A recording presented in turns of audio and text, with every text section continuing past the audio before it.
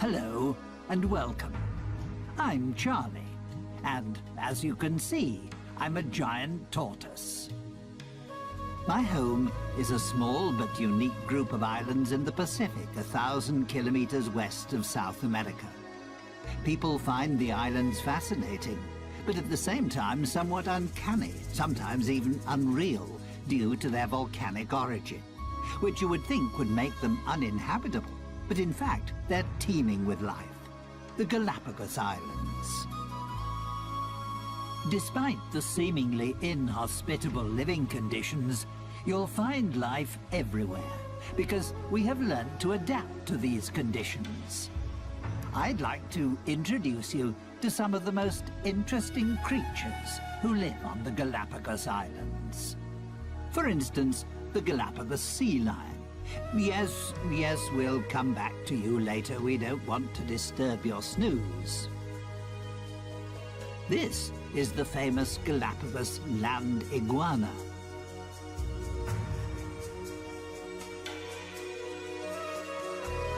And here, its even more special relation, the marine iguana.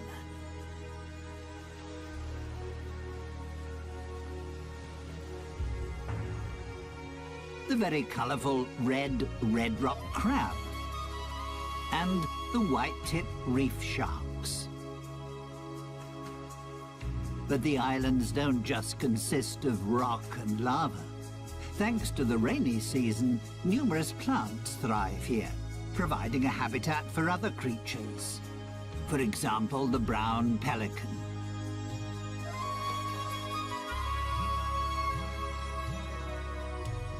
And even flamingos feel at home here.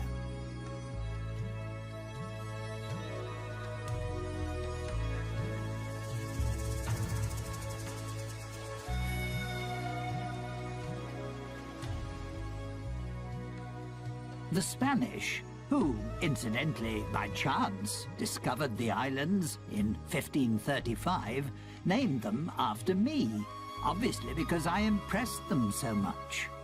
After all, I am a fine specimen. But first, let me tell you more about the remarkable reptiles on this group of islands. Here we see a prickly pear cacti growing in crevices in the lava. They provide food for the yellow land iguana.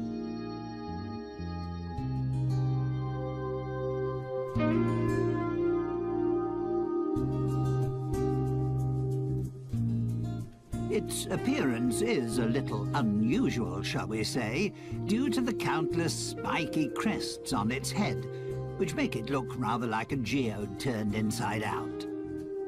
The fact that the female land iguana uses the hot volcanic sand to hatch the clutch of 3 to 12 eggs she has laid is the reason why land iguanas are mainly found on Fernandina. It's the most westerly and youngest island of the archipelago. It lies directly above the volcanic hotspot, which was responsible for the creation of the group of islands.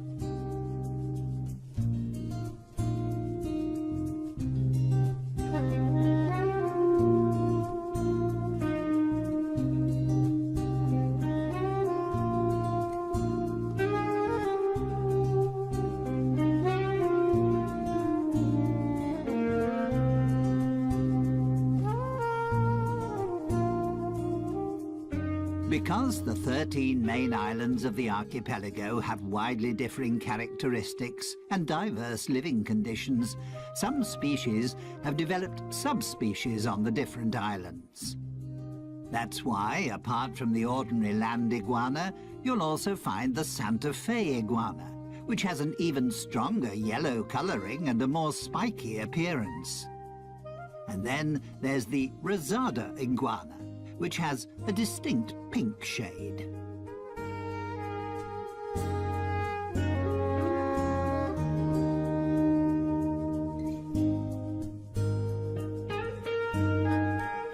The male land iguana marks his territory by sitting on a rock in full view of everyone. That's his way of guarding the hole he has dug with his partner for her to lay her eggs.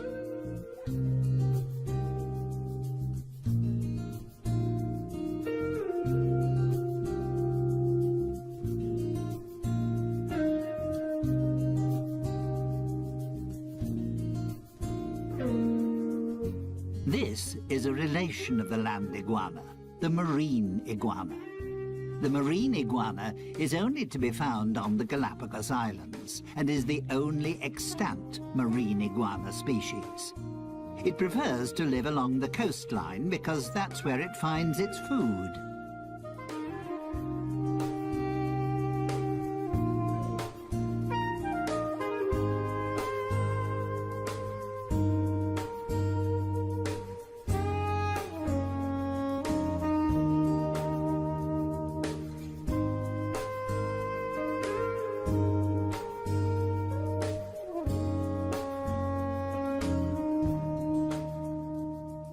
It feeds mainly on algae and seaweed.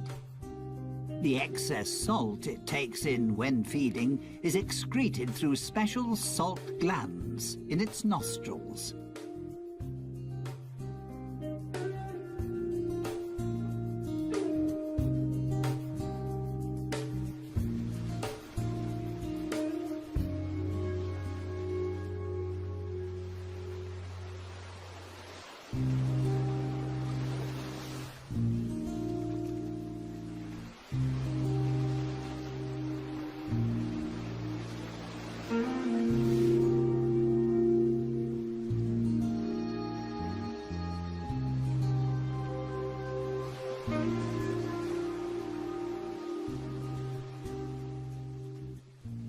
Marine iguanas are cold-blooded creatures. That's why they can only stay in cold seawater for approximately 10 minutes. They are, however, outstanding swimmers and are able to dive to depths of up to 9 meters. Once they're out of the water, thanks to their dark skin, the sun quickly warms their bodies up again.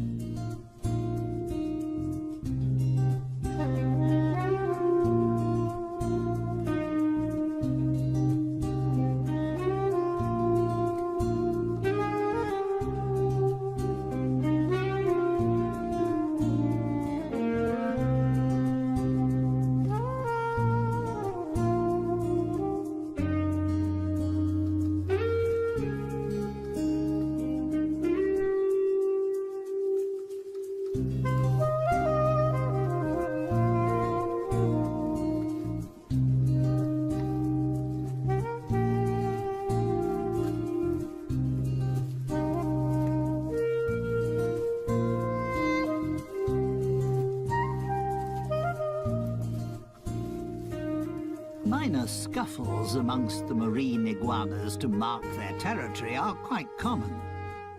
The main problem for them is the Galapagos hawk. Marine iguanas are the prey of choice when the hawk is feeding its young. And that just happens to coincide with the time when the marine iguanas retire inland to lay their eggs, making them an easy prey for the hawks.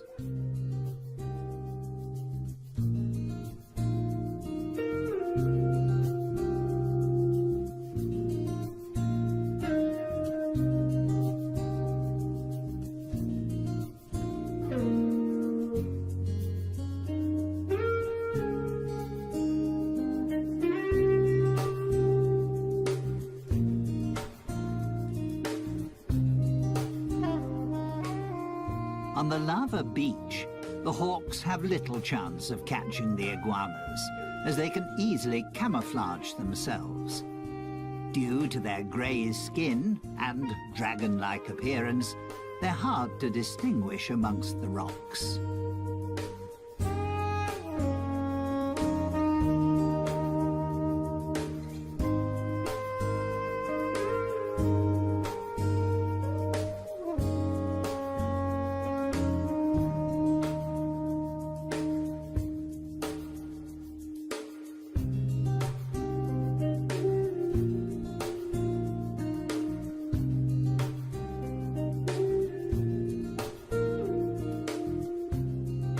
Galapagos Islands are home to 7 endemic types of iguana.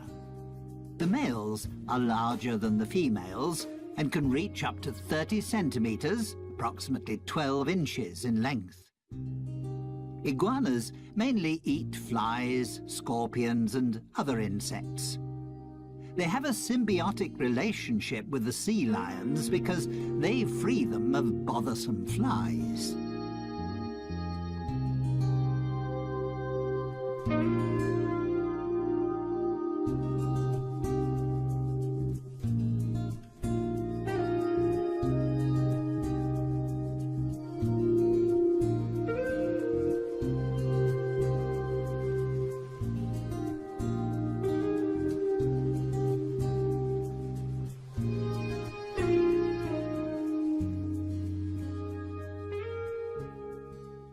That was all quite impressive, wasn't it?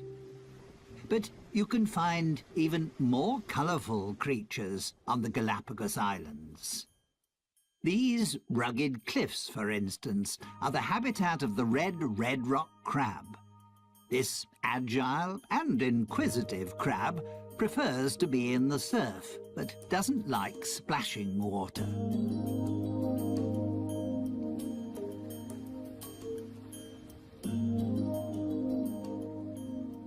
Its main source of food is algae, which it gnaws off rocks, together with other marine organisms.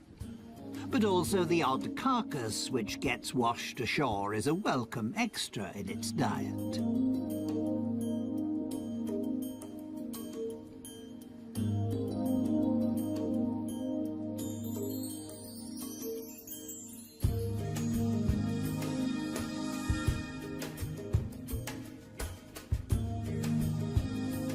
The red rock crab is extremely agile and can move in any direction extremely quickly, which means it can easily escape an attack by seabirds and conceal itself between the rocky crags.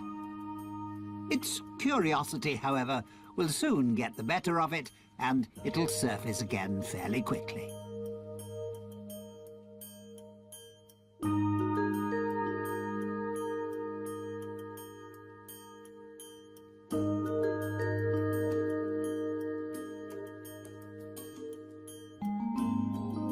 Young crabs have a black colouring, while more mature crabs have a brownish or reddish colouring.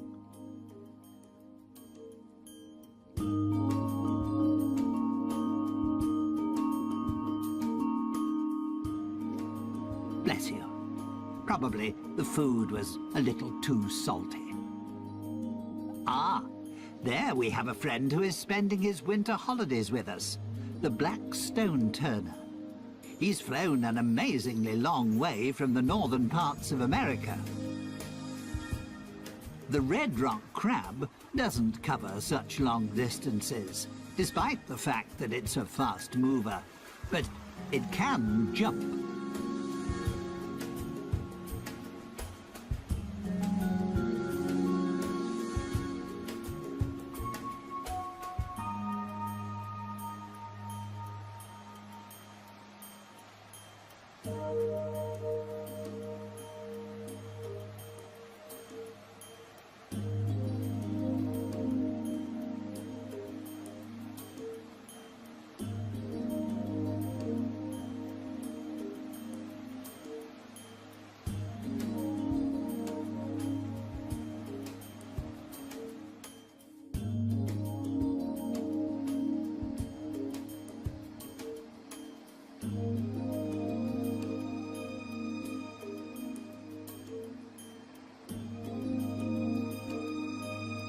The name red rock crab doesn't mean that nature has decided that all the crabs must be this colour. For instance, there are also yellow, pink and white examples. And this black one is perfectly camouflaged on the lava rocks.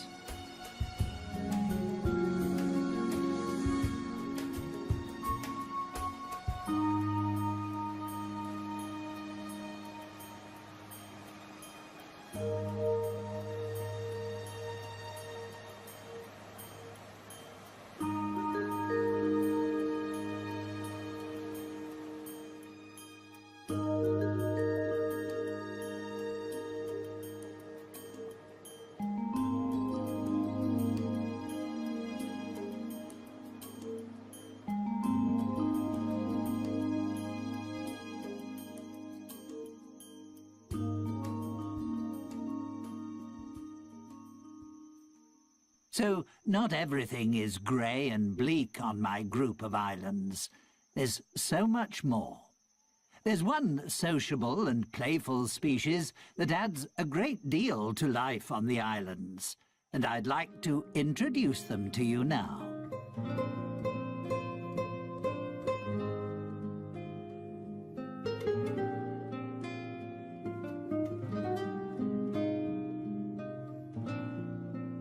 The Galapagos sea lions. You'll find them on virtually all the islands of the archipelago, just like their smaller relations, the Galapagos fur seals. Although they enjoy spending most of their time in water, you can frequently find them on land. To protect themselves against too much sun, they seek out the shade in natural caves or under cliffs. They cool down in tidal pools or in the sea. One of the favourite spots of the Galapagos sea lion is the leeward northern shore of the oldest and most southerly island, Hispaniola.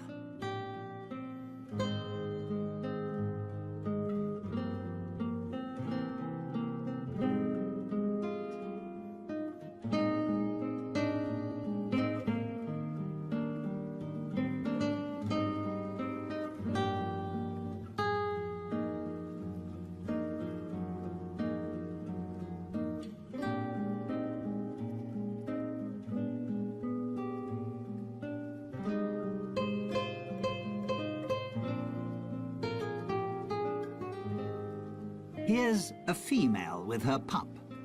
The relationship between the two is extremely close. Not surprising after a gestation period of 12 months. And she will continue to breastfeed it for another few months. A sea lion pup only becomes fully independent after 3 to 4 years. That's how long it takes for the females to reach sexual maturity.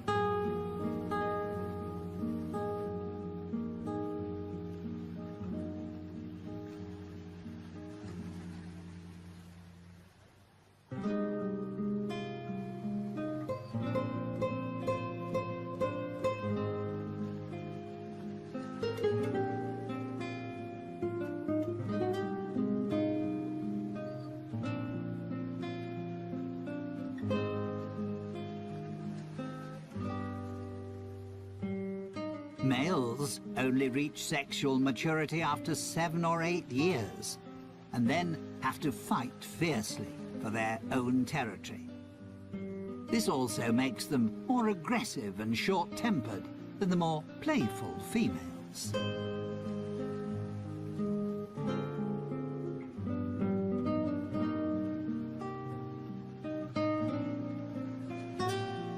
It's not surprising that male sea lions are constantly fighting for their territory and trying to find a mate, because there are far fewer of them. A male sea lion will often have as many as 30 females in his harem.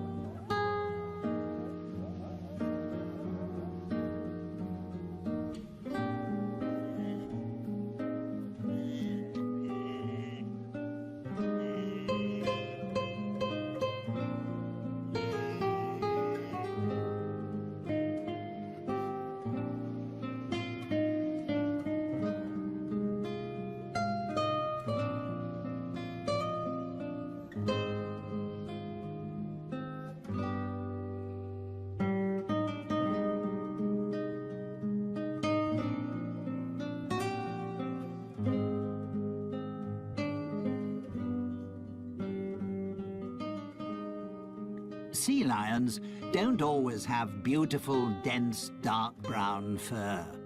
Pups only lose their baby fur after about 4 months. Initially, they also can't swim. They learn to swim, together with other pups, in calm bays. Only when they can swim properly do they follow their mothers out to sea. The young animals play with one another, while their mothers hunt for fish. They won't hunt for food on their own until they're a couple of years old.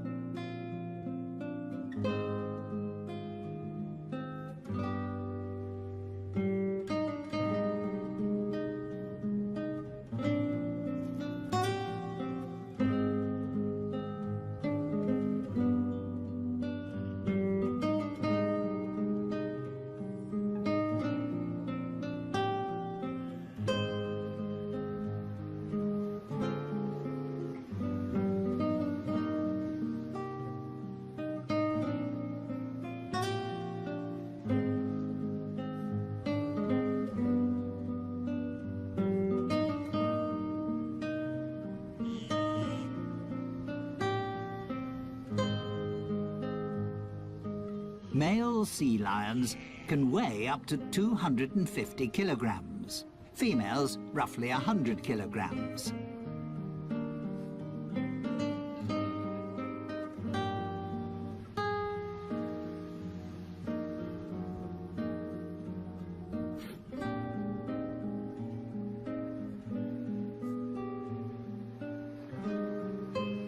There are between 20 and 50,000 of them on the Galapagos Islands. The reason for the huge difference in numbers is partly due to a weather phenomenon, El Niño. It occurs in irregular cycles and in different degrees of severity.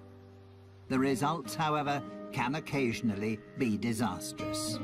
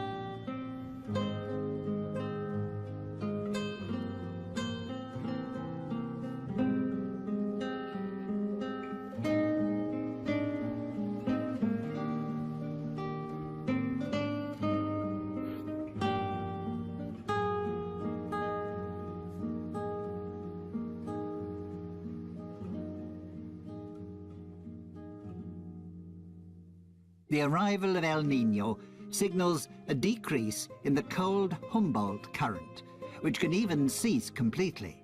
The temperature of the seawater rises, causing plankton and small fish to die. This disrupts the food chain, because seabirds and fish can't find sufficient food. Their only chance is to leave the area if they want to escape their sad fate.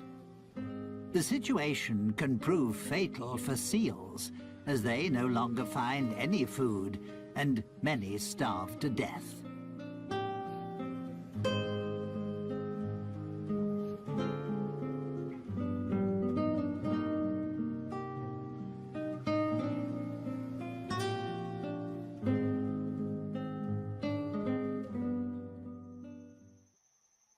Before I introduce you to my family, and a couple of other Galapagos inhabitants, let me show you the islands in a little more detail.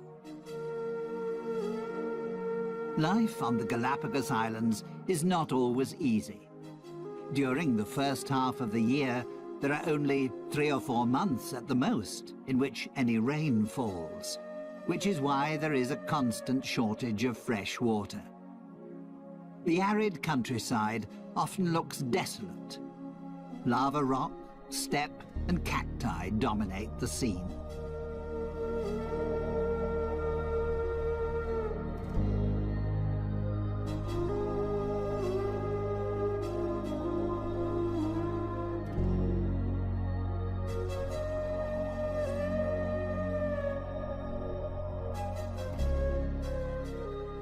The Galapagos Islands are of volcanic origin.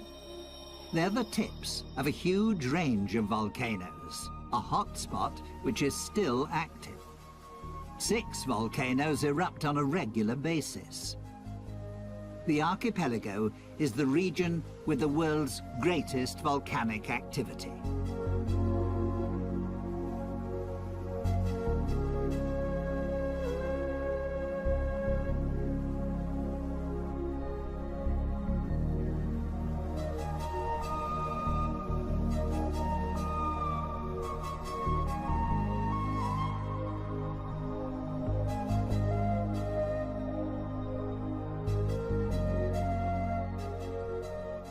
And there is another special feature.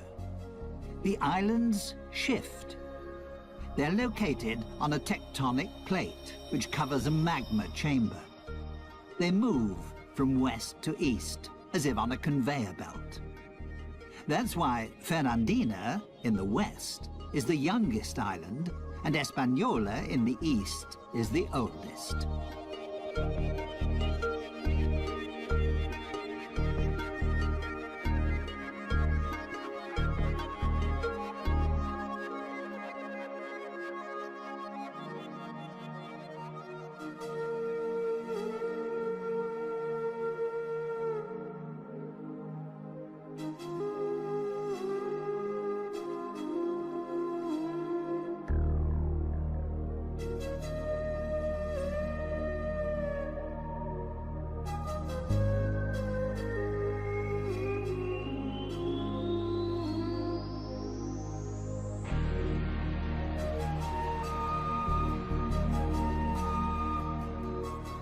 Once the rainy season starts, the islands burst into life.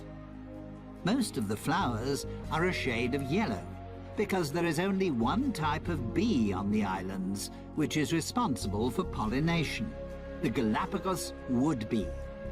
Most likely, the flowers have adapted themselves to its preferred color.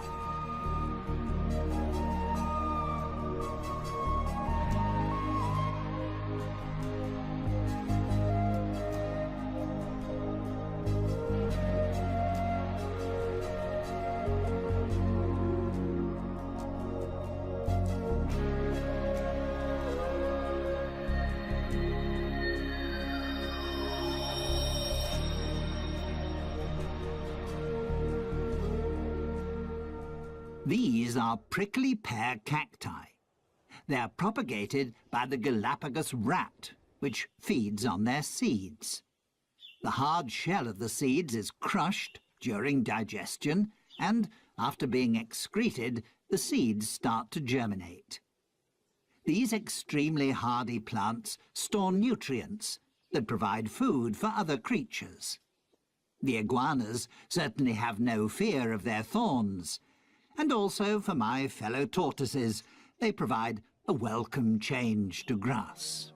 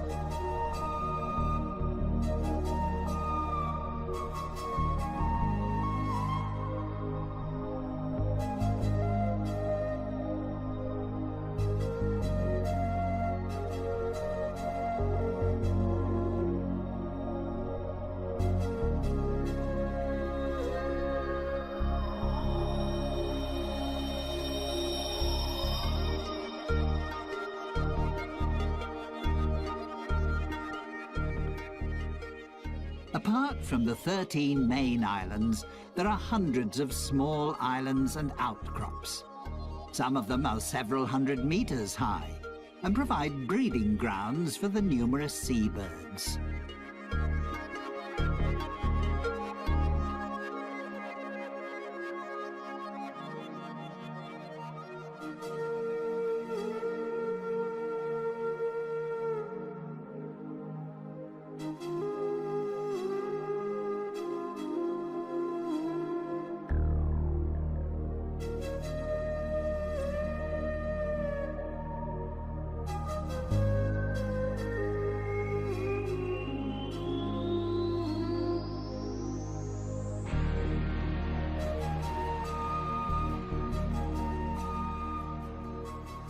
The Galapagos Islands were made famous by Charles Darwin, who discovered certain aspects of life here that formed the basis for what was to become his theory of evolution. During his worldwide voyage, he visited 4 of the islands in 1835. He was fascinated by the diversity of life on the seemingly uninhabitable islands. He also found that there were tortoises on the island which had slight variations in the shape of their shells. He noted, too, that there were various types of mockingbirds on the different islands. The term adaptive radiation goes back to Darwin. It means that a species, which in itself is not highly specialized, can, by adapting itself to the ecological conditions around it, become a highly specialized species. That also involves using diverse, previously unused ecological niches. Or, to put it another way, my fellow species, and many other creatures, have adapted to the special conditions pertaining on the island on which they found themselves, and, in the process, mutated into a new species.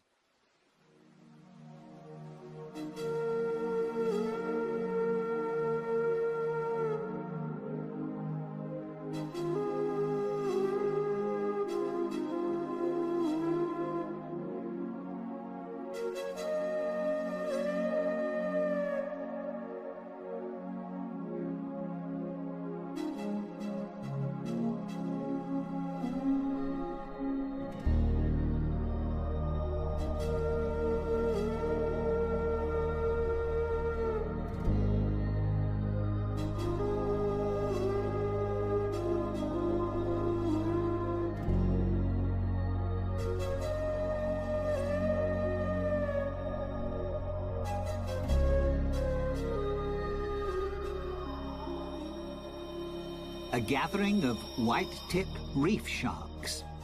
They can be recognized easily by their white-tipped dorsal fin and tail. At the moment, they're resting after hunting for fish, crustacea, and cephalopods. Come nighttime, they'll become active again.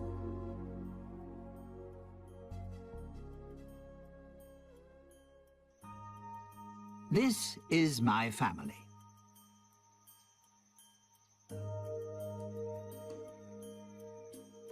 We giant tortoises are the largest of our fellow species living in the world today. We can weigh up to 300 kilograms and live for up to 150 years.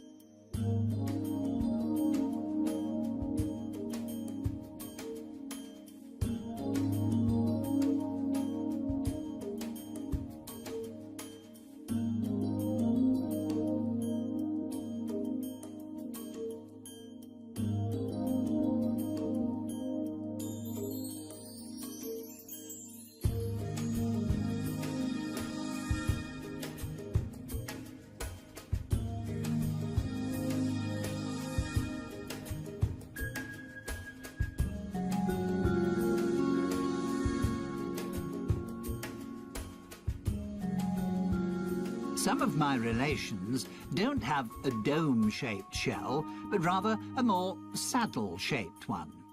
The front end is bowed upwards.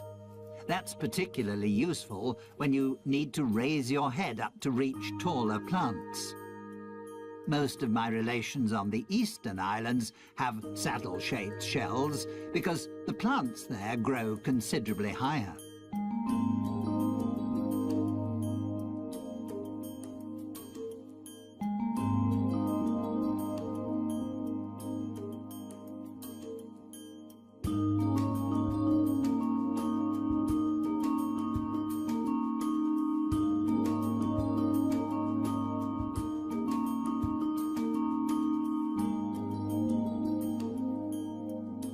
Like the iguanas, we giant tortoises have concluded a pact with the small birds that live on our island. Finches and woodpeckers feed on the parasites and ticks on our skin. To let them know that we need their services, we stretch out and lie quietly until the birds have pecked off all the insects. It keeps us clean and makes life a little more comfortable.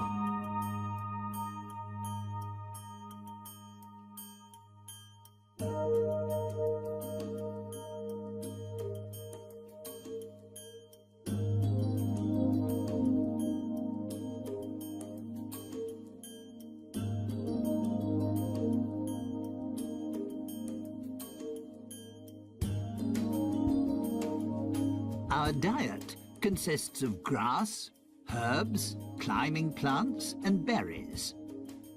If our shells allow it, and we can stretch far enough, we also enjoy the juicy fruit of the prickly pear cacti.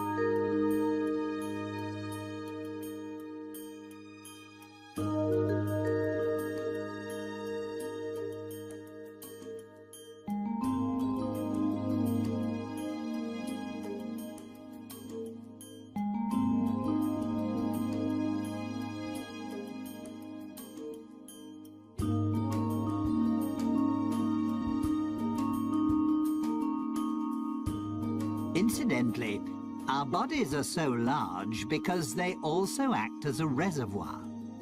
We can store enough fat to last a year without food. And we can even manage without water for several months. We're very frugal. On this archipelago, that's sometimes an absolute necessity. With the possibility of a volcanic eruption at any time, or if El Niño returns, it's a good idea to have a little in reserve.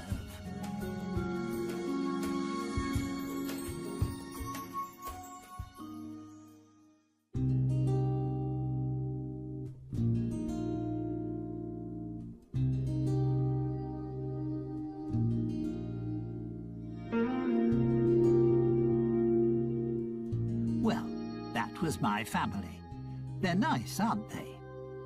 Finally, I'd like to introduce you to some feathered inhabitants of the islands. They're as colourful as they are talkative.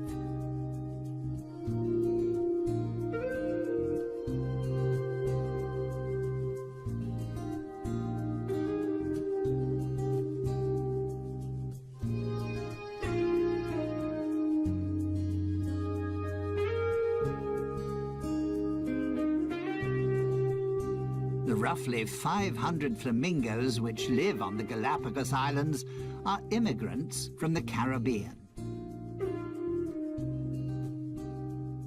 You also wouldn't really expect to find ducks on the islands.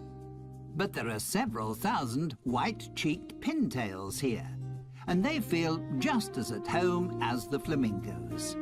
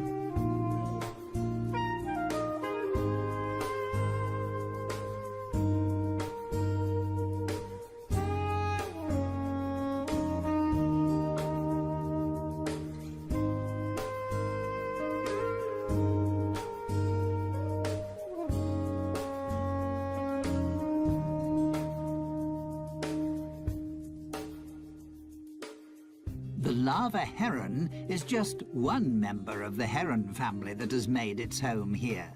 They feed off the plentiful supply of fish, just like the brown pelicans, one of which is just cleaning his plumage.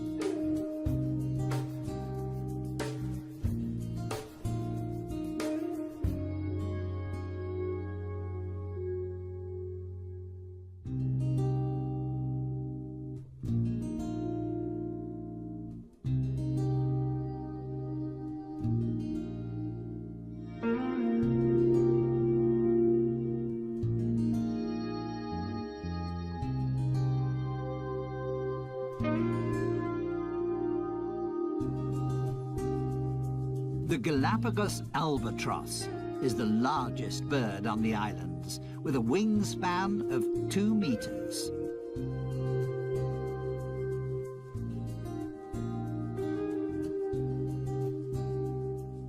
Some 12,000 couples breed on Hispaniola, virtually the whole world population.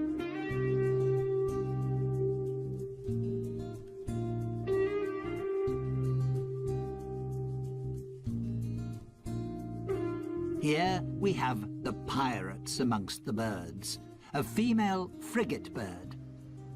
Frigate birds attack other birds and try to snatch away their food.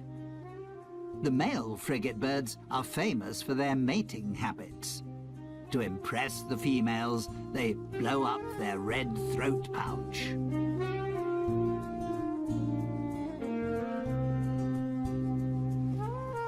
Someone else who appreciates the cold waters of the Humboldt and Cromwell currents is the Galapagos penguin. Due to various environmental influences, such as El Niño, as well as numerous natural enemies, like the sea lions and Galapagos hawk, they are now an endangered species.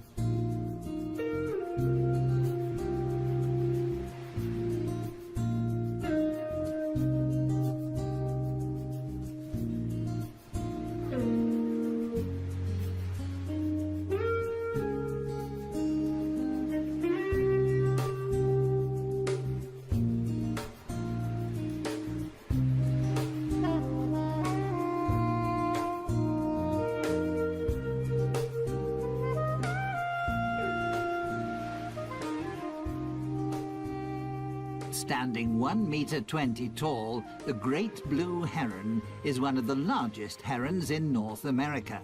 However, it's just as much at home in Central America as it is here.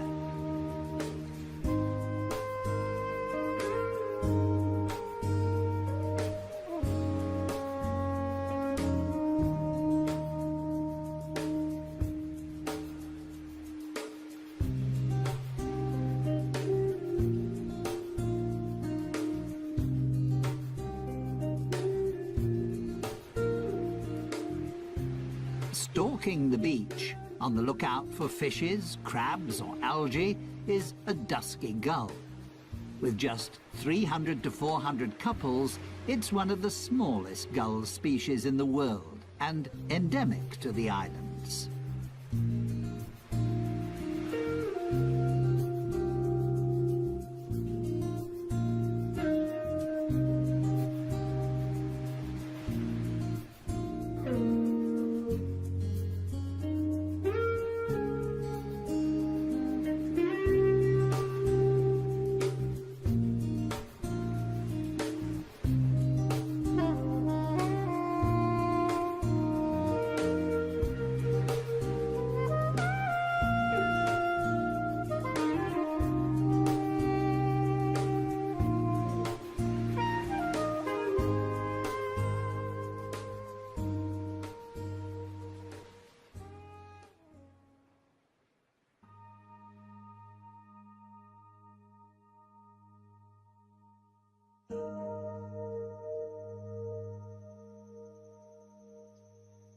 I hope you enjoyed our little excursion around my homeland.